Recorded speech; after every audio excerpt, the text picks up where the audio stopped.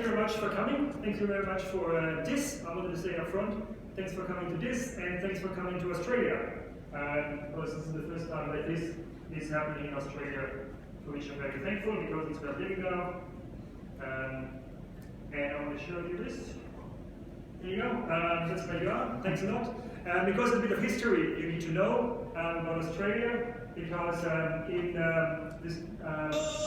this is what happened in 1988, not so far away from where this started.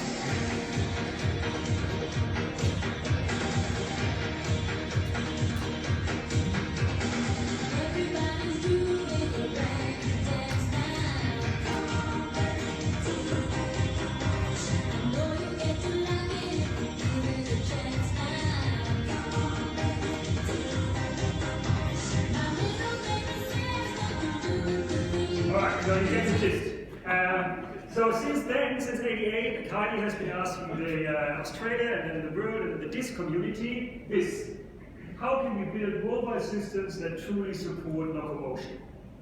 And the answer here is now in this talk, Interaction, Motion, Designing Truly Mobile Interaction. Joe is the first author, he did most of the work. Unfortunately, he can't be here today, so I'm presenting on behalf of the team of Alexandru and myself. I'll not have to explain too much about locomotion. Locomotion is very important, helps our cognitive development, helps us to find our way in the world, who we are. But locomotion is also a lot of fun. It provides some of the most thrilling experiences in life. And locomotion is also inevitable. You have to come here to experience this. You engage in locomotion. But you also have seen that locomotion is fully supported in interactive devices. I'm sure in some of your social media streams, we've got videos sent like this, where people fall downstairs because they are texting, and people on mobile phones looking at some web pages, and therefore running into things, running into people, people are on road blades and fall into things. So locomotion is generally really badly supported from us in the community. Lots of these. So there's two things we can do, right? So we can, as you saw in the keynote this morning, we can actually change the environment. So we can create things such as what happens here in California, which we change the environment. China also does that. There's now footpaths that guide you to a cell phone footpath and a non-cell phone footpath. So that's another idea how we can support locomotion. But what we want to propose is you actually can change the design of these locomotion-based experiences. And Joe has already started doing that with a paper he presented a while ago, where he said most of the devices currently are only supporting what he calls a stop to interact, which is I engage in locomotion, and then there is a text message coming in, and then I stop, I interact, I reply, I send it off, put it back in my phone, and in my pocket, and then continue the locomotion. So he calls it stop to interact. So there's two things going on that we saw there. One is the interaction with the system, and the other one is the locomotion activity. And there's obviously a two-way relationship between the two. The interaction affects the locomotion, and on the other way, the locomotion affects the interaction. And the rest of the talk is just talking about trying to understand this bi-directional interaction. And that's all there is to this talk. And that's all that Kylie needs to know. So let's look at the first one. How does the interaction with the system affect the locomotion activity? Well, I can draw that as a dimension and call it the relation of the interaction task to the locomotion, and can identify key aspects here. One is unrelated, weakly related, strongly related, and encouraged. I'll give you an example now for each. For example, what I just described here, say with these two guys here, they receive messages, notifications that are completely unrelated to the locomotion. You get the same kind of message at the same time, whether you're walking, whether you're driving, whether you're sitting still. So here they are unrelated. An example of a weakly related relation is when you look up Google Maps, for example, or you track your track with GPS. It's weakly related because it kind of knows where you are and gives you feedback based on that. In contrast, car navigation is strongly related, we say, because it gives you directions where to go, but it can also, like here it tells me turn left, but it can also change my mind and go, I want to go the scenic route, and therefore I turn right, and then the system adapts and gives me an alternative route to get me to the destination. So here's a two-way relationship, and therefore it's more strongly related. And the last relationships are exertion games and sports apps because they actively encourage locomotion. So this was one way. Now we look at the other way, how the locomotion activity affects the interaction with the system. Again, I can draw that as a dimension and call it inhibition of the interaction by the locomotion. I can identify key aspects of this dimension: weak constraints, strong constraints, and extreme constraints. Again, I give you an example. Walking, these two guys, again, looking at their mobile phones. Because you're walking, you have weak constraints in terms of what you can input, right? Pressing small buttons is much harder when you're walking than when standing still. And this gets even harder when you're running. Here's an example of prior work. Because when you're running, you have even harder time inputting anything with a touch device, for example, but it's also harder to give speech input because you're puffing. It's harder to listen to headphones, and it's harder to look at displays, for example. And an even more extreme example is cycling, because you actually have to have your hands on the handlebar. So you have further constraint of what you can use in order to support interaction. You put driving up even further on this on the y-axis, because there's not only the constraint of having to keep the steering wheel, but also legal constraints of what you can do when you want to support interaction. And then if you've done prior work with rock climbing, because obviously there you have all four limbs engaged that further restrain your interaction. Skateboarding, with work with skateboarders, of course, you wouldn't really think about giving them a mobile phone to interact while they're doing their tricks, because the whole body is engaged. We thought a lot about what our most extreme example is, and I think swimming really fits nicely in there, because obviously all four limbs are fully engaged. You can't really use, for example, voice input, or you can't really talk much underwater. You can't really hear. There's augmented waterproof headphones that kind of work. But most importantly, you can't even use stop to interact, what I just showed you, right? You can't really have, now stop and interact with the system, because you drown, right? So a really bad idea to use that. So that's why we think swimming is one really great extreme example of how the inhibition of how the interaction is inhibited by the locomotion. So what I'll show you here now is one dimension in the x and one in the y-axis, and if we plot it together, now we have a nice two-dimensional design space, and now we can put example systems in of available commercial systems and show you what kind of interactions they support. And first, for the activity trackers, as we all know, they sit kind of in the weakly related section here, because they track mainly step counts, right? But they nicely support all kinds of constraints. Like even if they are waterproof, they even support these extreme constraints, but leave the interaction mostly after the fact, after the activity. Sports watches are a bit different depending on what they measure, but we see them here more like in the unrelated section, but in particular the weakly constraints, because they don't require me to take my phone out. I can just raise my wrist and therefore support a different kind of interaction constraint. Google Glass sits kind of above it, because I don't even have to raise my wrist up. I can get information, for example, when I'm rock climbing, which one of the authors here have tried out before. Smart ski goggles we really like, because we have the snowboarding here. This is an example where you put ski goggles on, and it makes you where to go, gives you direction, but also allows you to play games by going through these virtual slalom rides, right? So here it has a strongly related encouraged relationship, and that supports extreme environments. Different to, for example, games such as Ingress.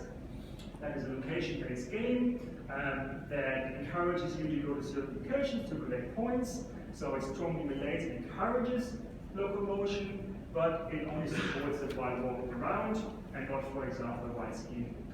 Actually, they forbid you to use it while driving, and actually take that. So they sit firmly in there. So you can see how you can use the design space to map out where certain devices sit.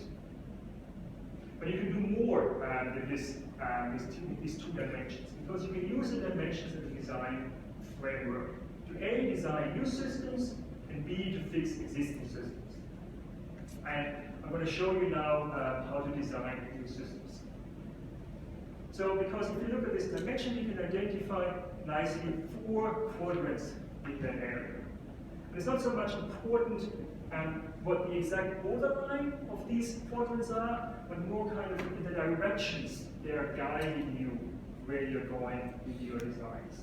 So if you're designing more kind of for this area, it's a very different user experience you support, and a very different kind of decisions you need to make than, for example, if you design for this quadrant. And to take that ahead here, I now give names to each of these 4 quadrants and show you 3 design strategies to design for these quadrants. The first one is tailored solutions. So in tailored solutions, if we zoom in there, as I said, I gave you 3 design strategies and 3 examples. We recommend to use the locomotion activity as a primary interaction channel. For example, Alex did this really nice work where he augmented a bike with a projector, and then assuming you're a good cyclist, you take out your hand and indicate that you're turning right. It uses that as the primary interaction channel to display on the floor around you that you're turning and warn other drivers about that turn. So here it uses the locomotion activity as the primary interaction channel. Another example is to create custom physical interfaces. This is a product that you can buy for open water swimmers that shows you little LEDs in the goggles that you're going straight and then you turn around once you reach a certain distance. So a very tailored solution. The last one is avoid distracting from locomotion. This is again work previously done by us where we noticed that if you give headphones to joggers, some of them didn't want to jog because they said it distracts them from the enjoyment of jogging and they didn't want to use headphones. So you have to design for that. So we zoom out again and I show you now the other quadrant. That's the danger zone. The danger zone I really like because it has really interesting themes here. One is to create create systems that are aware of the locomotion task load. Here's a picture of work in which does show that Kai that measures how busy people are in the car by measuring what the task load is in the car, what was the heart rate, and the physiological responses, and then adjust the task load accordingly. Another way to design for the danger zone is to adapt the interaction to modalities and locations that are easily accessible while moving. Again, here's work with a bike that uses a projector to show you where to turn by using Google Maps, but instead of showing it on the handlebar, it shows it on the ground in front of you. The next danger zone is enforce stop to interact at convenient and safe times. So this is an example from my car has a TV in it, so you can watch TV, but it actually detects when you're driving and stops it until you're back at a traffic light or in traffic.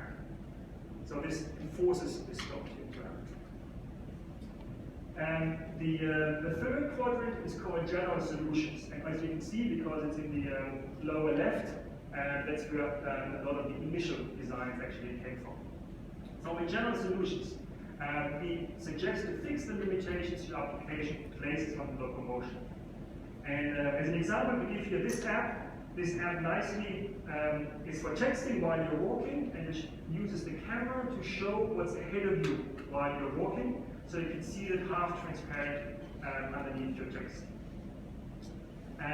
The next general solution is reduce unnecessary interruptions. This is what most mobile phones, smartphones, smartwatches do, because it allows you to filter the messages you're getting. Another general solution, a recommendation from us is be realistic about where and when the system will be used. Because here you have Joe, as I mentioned, one of the authors. When you design an app for cyclists, be aware that people like him use these apps. He's not cycling on a normal bike, he's cycling on a unicycle, and he doesn't even do unicycling, he does BMX unicycle. So be realistic about how people use their devices. The next quadrant is a flexible locomotion-based design. It's a longer word, but we couldn't come up with a better one. We have to be flexible, that's what it essentially means. So here the example is to consider the aesthetics of the interaction. And we looked at Star Trek and the tricorder, as you do, and found out that Ingress actually not only uses the aesthetics in terms of the visuals of the app based on the tricorder, but also how to hold the device when you interact with it. So you borrow the aesthetics of the interaction. So the next example is designed for the awareness of the surroundings. And that's really nice work for people who develop an app to use around while they're walking in the woods, and not in order to look at the mobile phone, but to look at the woods, to look at the forest and the trees in order to identify interesting features, and then they ask you to actually take your mobile phone and look at that, and then it creates these visualizations in order to engage in more with the woods rather than with the mobile phone. So we really like that a lot. The last design strategy is designed for the pleasure of motion. And we certainly had that with our skateboarding work, because for these guys, you can't really design like a gamification approach. These guys don't skate for points, they don't skate for health benefits. This guy, they do their tricks purely for the pleasure of motion, for the pure joy of doing these tricks. And we have to design for them, and I think we as a community can still do better in supporting that joy of motion. So here you have it. This is a design space with two dimensions that together form 4 quadrants, for which I gave you 3 design strategies to design for these 4. And together they form an interaction in motion design, truly mobile interaction work, for which Joe, Alex, and Kylie, thank you for your attention and coming on this journey, and I'm happy to answer any questions you might have. Thank you very much.